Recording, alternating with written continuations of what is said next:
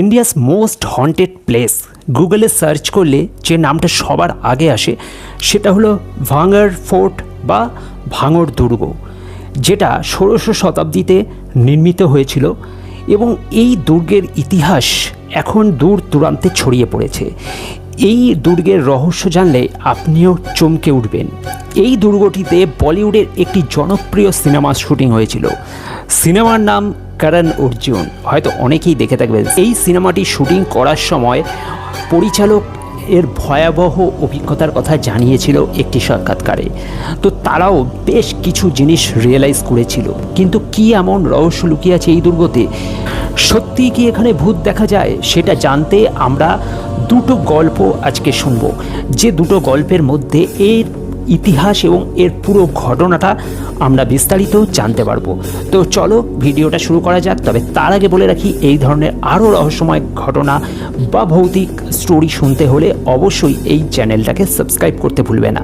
পরের ভিডিওতে থাকবে আরও একটা হাড় হিম করা ভৌতিক ঘটনা। তো চলো আজকের ভিডিও শুরু করা যাক। নমস্কার, আমি সুমিত, আপনারা দেখছেন রহস্য রাত্রি। আজ কথা বলবো ভাঙড় দুর্গের রহস্য নিয়ে। এখানে দিনের বেলা এই দুর্গটিতে জনসাধারণের জন্য ওপেন থাকলেও এখানে সূর্যাস্তের পর অর্থাৎ সন্ধ্যা ৬টার পর কিন্তু কেউ ঢুকতে পারে না, যে কারণে সরকার থেকে একটি বোর্ড ঝুলিয়ে দেওয়া হয়েছে যেখানে পরিষ্কার লেখা আছে যে সূর্যাস্তের পরে এখানে প্রবেশ কঠোরভাবে নিষিদ্ধ।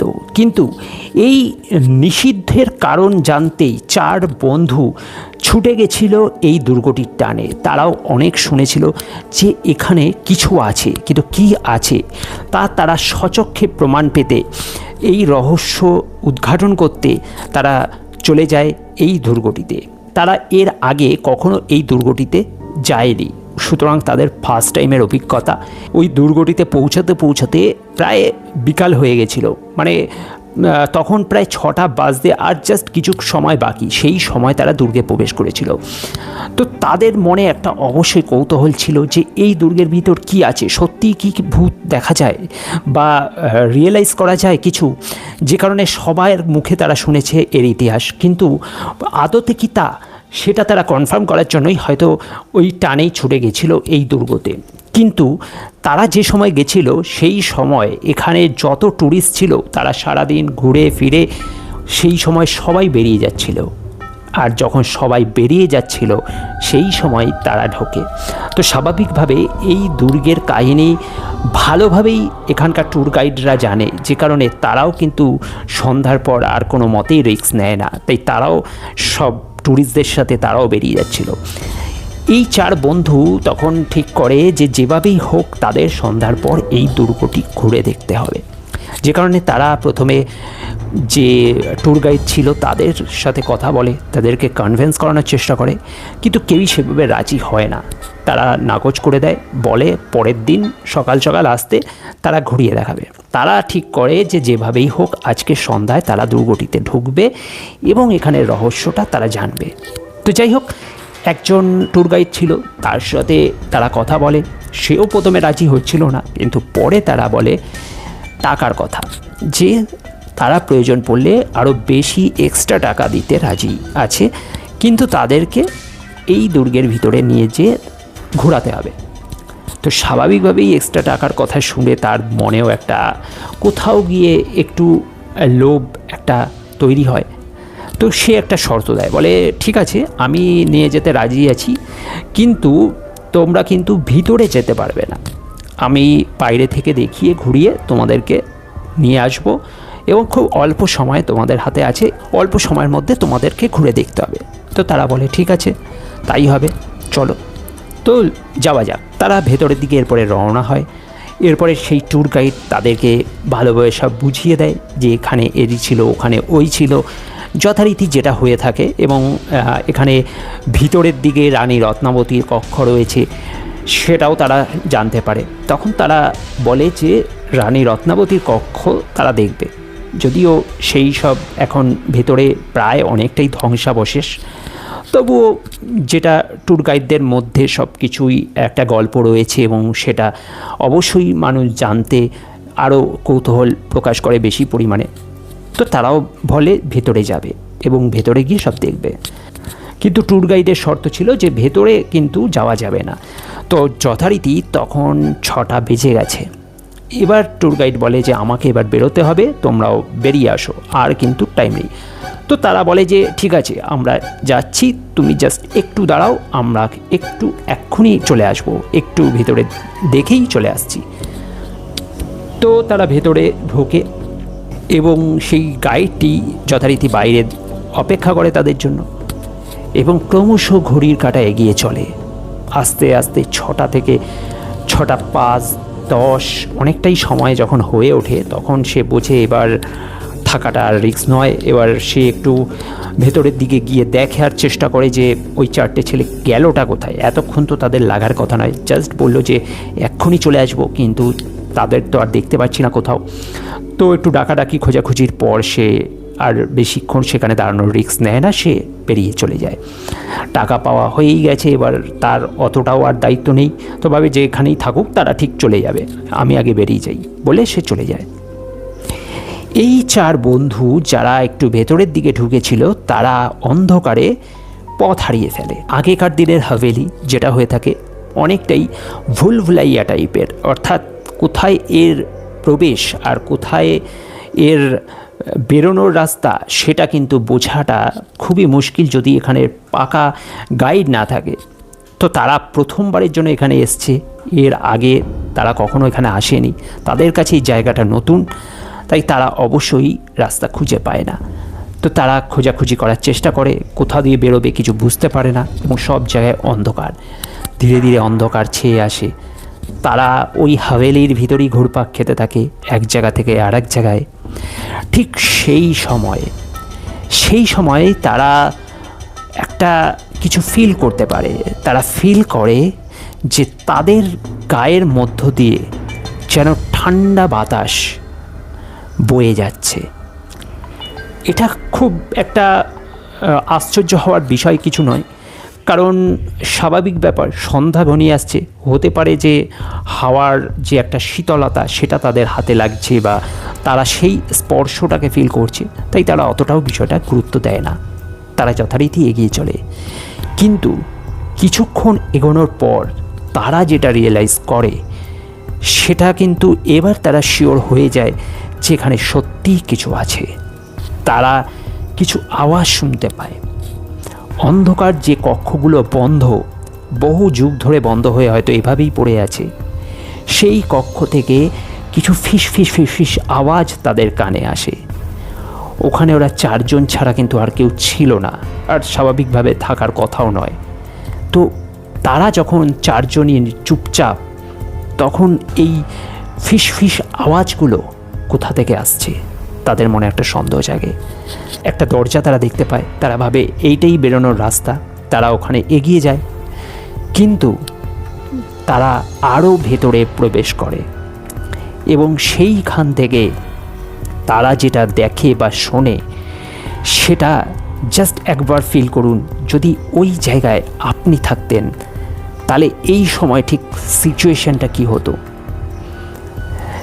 তারা দেখে যে কিছু আবছা শরীর বা আবছা ছায়া যেন তাদেরকে ঘিরে ঘোরাফেরা করছে এবং তারা কিছু আওয়াজ শুনতে পায়। সেই আওয়াজটা ঘুঙরুর আওয়াজ। আগেকার দিনে এই হাভেলিতেই অনেক আসর বসতো যেখানে নাচ গান গান বাজনা হতো এবং কথিত থাকে যে আগেকার দিনের রাজারা আমোদ প্রমোদের জন্য বাইরে থেকে তখনকার সময়ে যাদেরকে বাইজি বলা হতো তাদেরকে এখানে নিয়ে আসা হতো এবং তাদের দিয়ে নাচানো হতো, তাদেরকে ভোগ করা হতো এবং অনেক সময় তারা যখন এর বিরোধিতা করতো তখন তাদেরকে হত্যা করে এই হাভেলিরই দেয়ালের ভিতর তাদেরকে আটকে রেখে দিত, মানে তাদেরকে হত্যা করে এর ভিতর পুঁতে রেখে দিত। সেরকমই অনেক অশরীরী আত্মা এই সব পুরনো হাভেলির মধ্যে কিন্তু তারা ঘোরাফেরা করে এবং তারা এখনও সেই নৃত্য করে রাতের বেলায়, যে কারণে সেই শব্দটা সেই 4 বন্ধুর কানে আসছিল। তারপরে তারা দেখে হঠাৎ করে অন্ধকারের মধ্যে তাদের সামনে একটা সাদা শাড়ি পরা এবং কালো মুখ তাদের সামনে থেকে চলে যায়। তারা রীতিমতো ভয় পেয়ে যায়। তারা ওখান থেকে পালানোর চেষ্টা করে, কিন্তু তারা যতই পালানোর চেষ্টা করছে মনে হয় সেই যে আত্মা বা সেই যে অশরীর শরীর তাদের কাছে যেন ছুটে আসছে এবং কিছুতেই তাদেরকে যেতে দিচ্ছে না। জাস্ট এই খেলাটা শুরু হয় একটা অশরীরীর ছায়া দিয়ে, কিন্তু তারা যত গভীরে যায় দেখতে পায় একটা নয়, এখানে এরকম শয়ে শয়ে অশরীরীর ছায়া ঘোরাঘুরি করছে। যত রাত হতে থাকে তত তার তীব্রতা বাড়তে থাকে। তারা দেখতে পায় তাদের সামনে যেন 10-10টা এরকম অশরীরী ছায়া তাদের দিকে হাত বাড়িয়ে এগিয়ে আসছে। তাদের গলা শুকিয়ে আসে এবং অদ্ভুত কিছু চিৎকার তাদের কানে আসতে থাকে। চারিদিক থেকে যেন কেউ চিৎকার করছে এবং তাদের কানের পর্দা ফাটিয়ে দিচ্ছে, এরকম চিৎকার তাদের কানে আসে। তারা কান চেপে ধরে বসে পড়ে, কিন্তু সেই চিৎকার যেন কমে না। তারা ওখান থেকে পালানোর চেষ্টা করে, কিন্তু পালানোর কোনো রাস্তা তারা খুঁজে পায় না এবং তাদের হাত পা ভারী হয়ে আসতে থাকে। মনে হয় যেন যে তাদেরকে কেউ টেনে ধরে রেখেছে বা তাদের ঘাড়ে কেউ উঠে আছে, তাদের কিছুতেই ছাড়ছে না। আর সেই সময় আরও জোর কান্নার শব্দ সেখান থেকে ভেসে আসতে থাকে। এই সময় তারা একটা আশার আলো দেখতে পারে। তারা দেখতে পারে যে একটা মন্দির। এখানে কথিত আছে যে এই যে হাভেলিটা এটা টোটাল 7 তলার সমান এবং এখানে কোনো এক তলায় একটা মন্দির ছিল, খুবই জাগ্রত একটা হিন্দু মন্দির, যেটা তারা দেখে এবং তারা সেখানে তখন যাওয়ার চেষ্টা করে প্রাণপণে। অবশ্যই তাদের কাছে বাধা আসে। এই হাভেলিতে শুধু সেই অশরীরই নয়, এখানে প্রচুর বাদুড় এবং চামচিকার বাসাও আছে। যেহেতু এই কক্ষটি কোনো সেইভাবে পরিচর্যা হয় না, বছরের পর বছর এইভাবে পড়ে আছে একইভাবে, তাই সেই বাদুড় চামচিকা বাসা করে থাকে এবং মনে হয় তারাও একটা সময় তাদের কাছে যেন ডানা ঝাপটা দিয়ে এগিয়ে আসে এবং তাদেরকে অ্যাটাক করার চেষ্টা করে। তারা কোনো মতে প্রাণপণে তারা সেখান থেকে ওই মন্দিরের দিকে এগোনোর চেষ্টা করে। এরপরে হঠাৎ করে তাদের এক বন্ধু পা পিছলে পড়ে যায় এবং বাকি যে 3 জন ছিল যারা একটু এগিয়ে গেছিলো, তারা যখন পেছনে ঘোরে তখন তারা দেখতে পারে যে ওই বন্ধুটাকে কেউ যেন টেনে নিয়ে চলে যাচ্ছে। এরপরে তারা ছুটে এসে তার হাতটা টেনে ধরে এবং টেনে ধরার সাথে সাথেই যা আশ্চর্যভাবে যেন কেউ ছেড়ে দেয়। এরপরে তারা তাকে ধরে কোনো মতে এগিয়ে নিয়ে সেই মন্দিরের কাছে যায় এবং যাওয়ার সাথে সাথেই সেখানে অজ্ঞান হয়ে পড়ে। এরপর তাদের যখন জ্ঞান আসে তখন তারা দেখতে পারে দিনের আলো ফুটে গেছে সেখানে এবং তাদেরকে ঘিরে অসংখ্য পর্যটকের ভিড়। সবাই যেন উৎসুক চোখে তাদের দিকে তাকিয়ে আছে এবং তাদের সাথে আছে সেই ট্যুর গাইডটিও। তো যথারীতি তাদেরকে সুস্থ করা হয়, করে তাদেরকে পৌঁছানোর ব্যবস্থা করা হয়, কিন্তু সেই রাতের অভিজ্ঞতা তারা ভুলতে পারেনি। এরপর আর কখনোই তারা ওই দুর্গের দিকে আর পা বাড়ায়নি। কিন্তু এই ঘটনার সূত্রপাত কোথায়, এবার এই গল্পটাই জেনে নেব। এই দুর্গটি বহু যুগ আগে নির্মাণ করেছিলেন রাজা ভগবান দাস। তার তত্ত্বাবধানে নির্মিত হয়েছিল এই দুর্গটি এবং তার পরবর্তীকালে রাজা মাধো সিং এই দুর্গটিকে আরও এক উচ্চতা তৈরি করে। কিন্তু এখানের এক আশ্রমের সাধু ছিল যিনি তপস্যা করতেন সেই আশ্রমে বসে। তিনি শর্ত দিয়েছিলেন যে দুর্গটি তুমি মেরামত বা নির্মাণ করতেই পারো, তাতে কোনো অসুবিধা নেই, কিন্তু খেয়াল রাখবে যেন এই দুর্গের ছায়া কোনোভাবেই যেন আশ্রমে না পড়ে, তাহলে কিন্তু মারাত্মক ক্ষতি হয়ে যাবে। এবং মাধো সিং সেই কথার কিন্তু যথাযথ পালন করেছিলেন। তিনি এমনভাবেই দুর্গটি বানিয়েছিলেন বা সেইভাবে নির্মাণ করেছিলেন যাতে ওই দুর্গের ছায়া কোনোভাবেই আশ্রমে না পড়ে। কিন্তু তার পরবর্তীকালে তার বংশধরেরা দুর্গটিকে আরও উচ্চতায় নিয়ে যায় এবং একটা সময় এই রকম উচ্চতা বাড়তে বাড়তে তার ছায়া গিয়ে ওই আশ্রমে পড়ে এবং সেই সাধুর একমাত্র শর্ত ভঙ্গ হয়। এই ঘটনার পাশাপাশি আর একটা অভিশাপও এই দুর্গের গায়ে এসে পড়ে। এই গল্পটা শুরু হয় রাজকুমারী রত্নাবতীকে নিয়ে। এই দুর্গের যে রাজকুমারী ছিল, রাজকুমারী রত্নাবতী, তাকে এতটাই সুন্দর দেখতে ছিল যে তার যে কেউ প্রেমে পড়ে যেত। এবং সেই রাজকুমারী যথারীতি সেই দুর্গের মধ্যে ঘুরে বেড়াতেন এবং তার বেশ কিছু সখীরাও ছিলেন, তাদের সাথে তিনি সময় কাটাতেন।